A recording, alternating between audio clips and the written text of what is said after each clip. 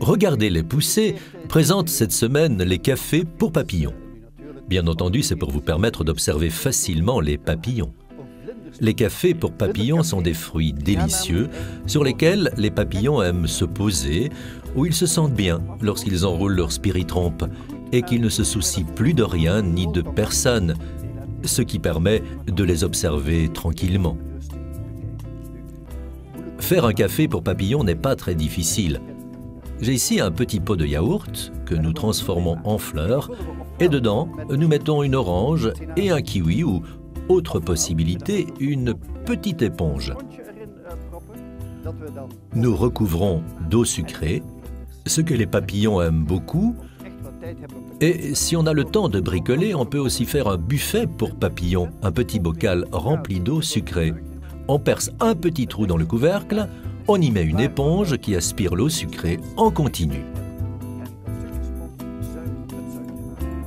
Et si on n'a pas le temps de bricoler, pas de problème. On fixe simplement un morceau d'orange sur un buffet pour papillons.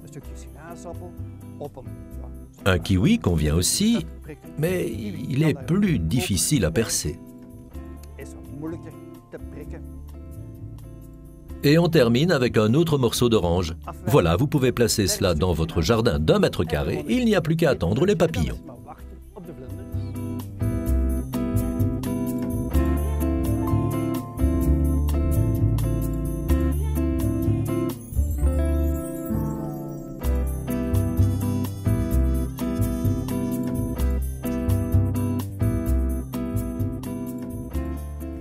Avez-vous déjà récolté le chou-fleur? Sinon, il faut le faire maintenant, il est grand temps. Sans quoi le chou-fleur continuera à pousser et il ne sera plus aussi bon. Donc, cueillir le chou-fleur et le manger cru, tout simplement. Bien sûr, le chou-fleur peut être préparé et cuit, mais regardez ces petites roses, ça se mange avec les doigts. Cru, mais bien sûr, avec une bonne petite sauce.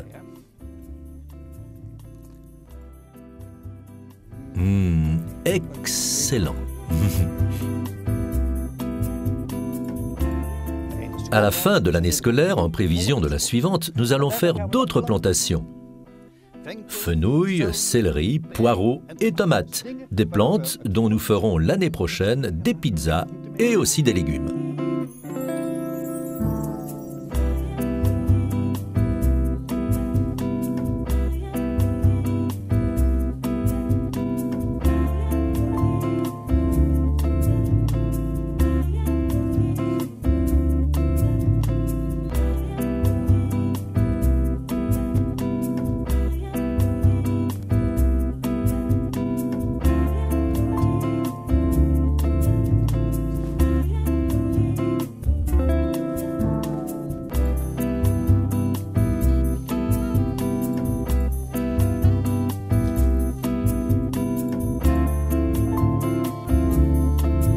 Pour le poireau, nous allons travailler autrement, car nous voulons qu'il ait une belle tige blanche.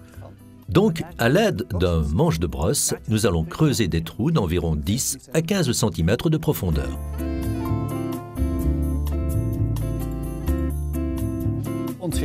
Notre jardinet d'1 mètre carré mérite bien un petit remontant, quelques vitamines. Nous allons faire un thé de compost. Pour cela, il suffit de 2 belles poignées de compost prises sur le tas de compost. Nous le mettons dans un grand seau et y versons 10 litres d'eau, tout un arrosoir.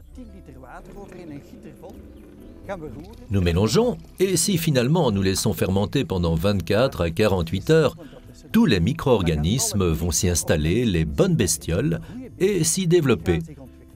Nous allons filtrer ce thé de compost et les plantes vont s'en régaler.